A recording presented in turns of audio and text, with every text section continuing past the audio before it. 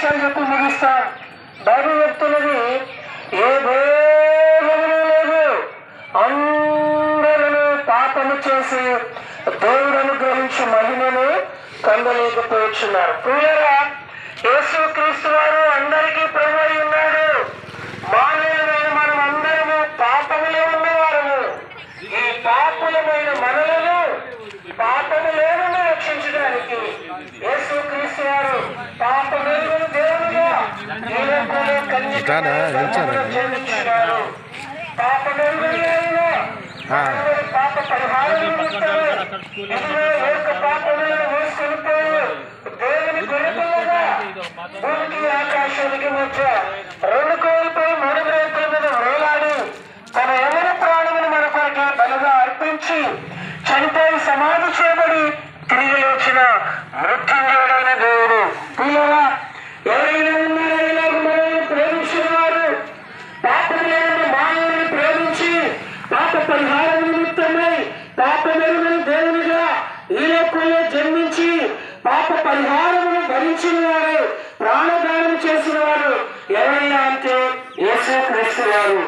ఏదే సమయంలో ఈ సత్యవార్తలు, ఈ శుభవార్తలు నువ్వు అంగీకరించకపోయినా, నీవు నమ్మకపోయినా చరిత్ర సాక్ష్యం ఇస్తూ ఉన్నది.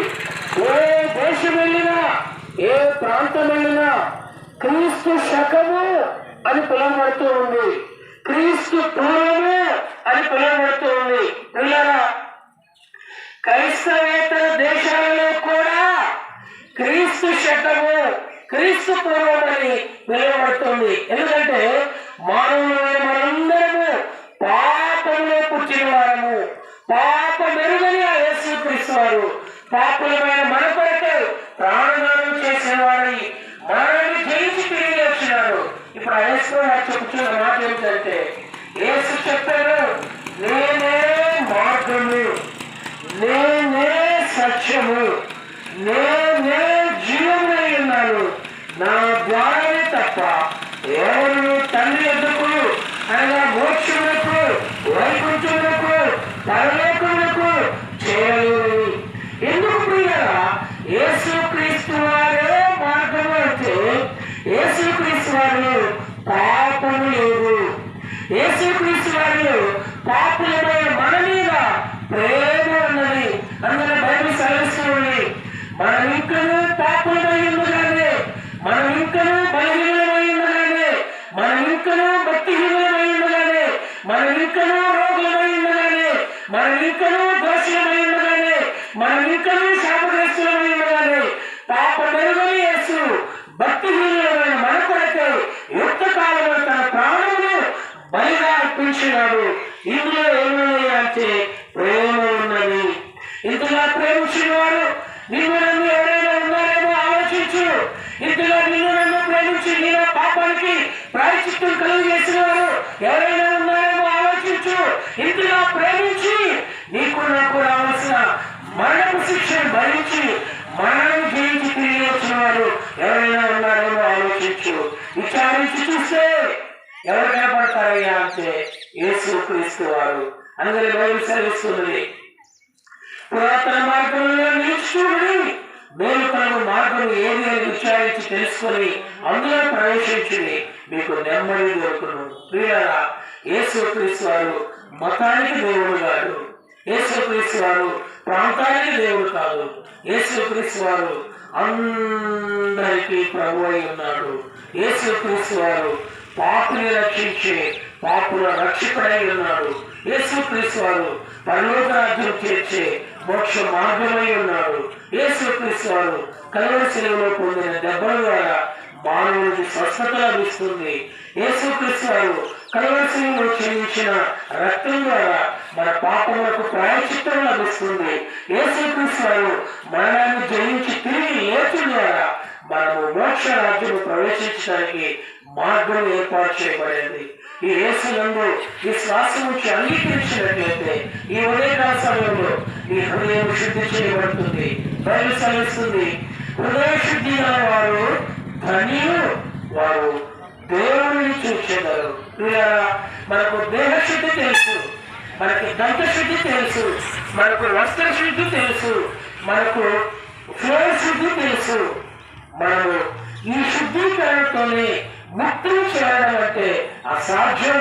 ఎందుకనగా హృదయము మోసకరమైనది, అది ఘోరమైన వ్యాధి కలిగినది, భయంకరమైన రహస్య పాపం చేత నింపబడి ఉన్నది. ఆ హృదయంతరంగా ఉన్నటువంటి పాపం నుండి మానవుని పరిహరించి పరిశుద్ధ దేవుని యొక్క సన్నిధిని ఇహమందు పరమందు కలుగజేయటానికి పాపమెరుగని యేసు ఈ లోకంలోకి వచ్చినారు. ఎవరు యేసు వారిని అంగీకరిస్తారో వారికి ఇహపర రక్షణాశీర్వాదంతో పాటు స్వస్థత సమాధానము నెమ్మది లభిస్తుంది, పాపము మీద విజయము లభిస్తుంది. ఆ యేసునందు విశ్వాసం వచ్చును. అప్పుడు మీరు ఇంటి వారు గొప్ప ఆత్మరక్షణ పాపక్షమాపణ పొందుదురు. ఇది శుభవర్తమానము. పిల్లలు ఇంకా విషయం మీరు ఎక్కువగా తెలుసుకోవాలని ఆశపడితే మా పిల్లలు ఏదో చిన్న చిన్న ఉచిత కరకట్టలు తీసుకుని వస్తున్నారు. అలాగే పరిశుద్ధ గ్రంథంలో తీయబడినటువంటి యోహాను సువార్త తీసుకుని వస్తున్నారు.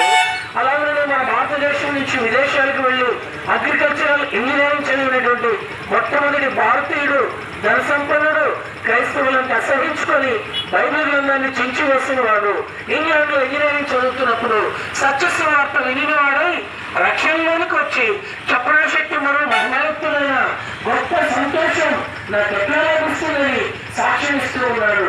అలాగే మన భారతదేశంలోనే జన్మించి కాశ్మీర్ నుంచి కన్యాకుమారి వరకు ప్రతి పుణ్యక్షేత్రం తిరిగి సమాధానం పొందాలని ప్రయత్నం చేసింది డాక్టర్ షీలా గుప్తా గారు. ఉన్నతమైన విద్యను అభ్యసించినారు, కానీ ఎక్కడ సమాధానం ఎవరు దొరకలేవు. ఈ సత్యస్వార్తను ఊరే విశ్వసించి అంగీకరించడం ద్వారా గొప్ప సమాధానం నాకు ఎట్లా లభిస్తుందని సాక్ష్యం ఇస్తూ ఉన్నది. ఆ సాక్ష్య పుస్తకం ఏదో తీసుకుని వస్తున్నాం. స్వీకరించండి, విశ్వసించండి.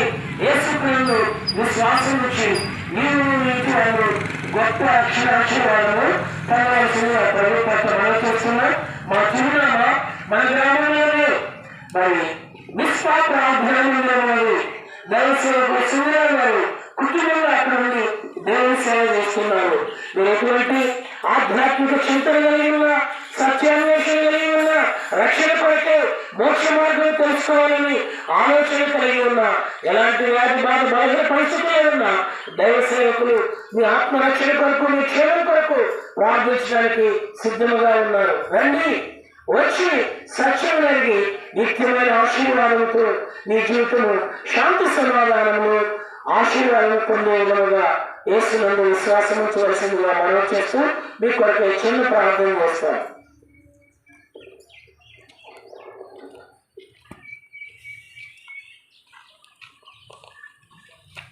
ప్రేమ కలిగిన మా ప్రియ పరలోకపు తండ్రి, మీ పాదములు స్తోత్రాలు చెల్లిస్తున్నారు. అది వాటిలో చెప్పండి మాటలను నేను వారి హృదయాల్లో ముద్రించండి, అనేకలో కార్యం చేయండి.